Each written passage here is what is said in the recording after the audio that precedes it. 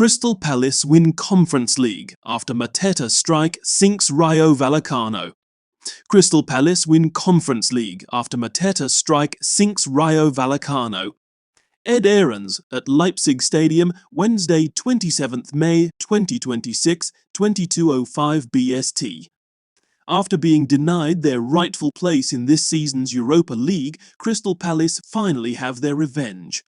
In Oliver Glasner's final match in charge, it was fitting that Jean-Philippe Mateta should score what turned out to be the winning goal after his January move to Milan was scuppered by a failed medical. It has been that kind of season in South London. Having rescued them from the brink of extinction only 16 years ago, how Steve Parish must have relished this occasion.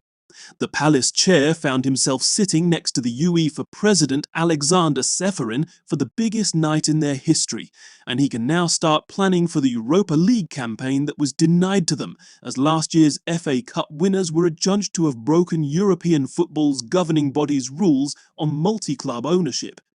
As for Glasner, it ends any debate over whether he's the greatest manager in Palace's history.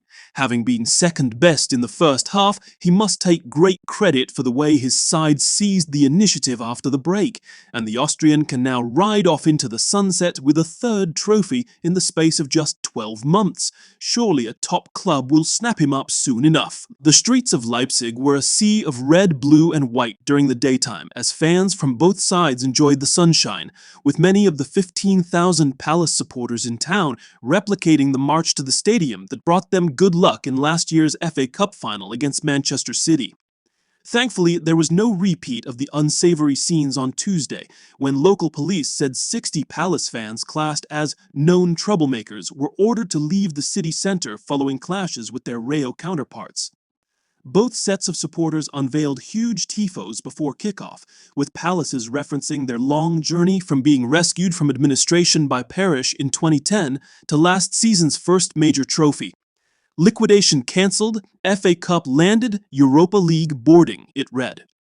Glasner opted not to risk Chris Richards from the start after he failed to recover from torn ankle ligaments, with the USA captain on the bench as Chadi Riyad took his place.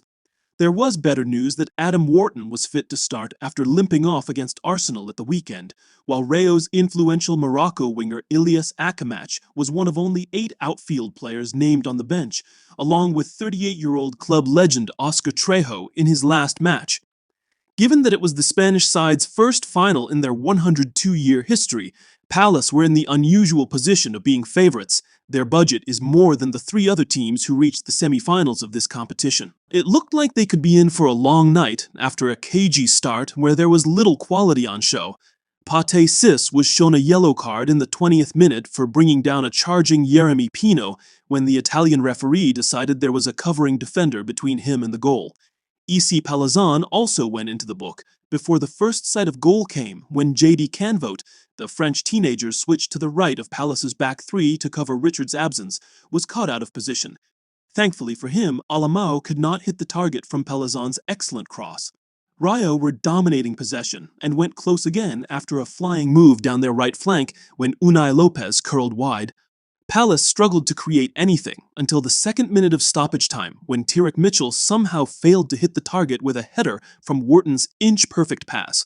Glasner could hardly believe it went wide and headed down the tunnel at the break deep in thought.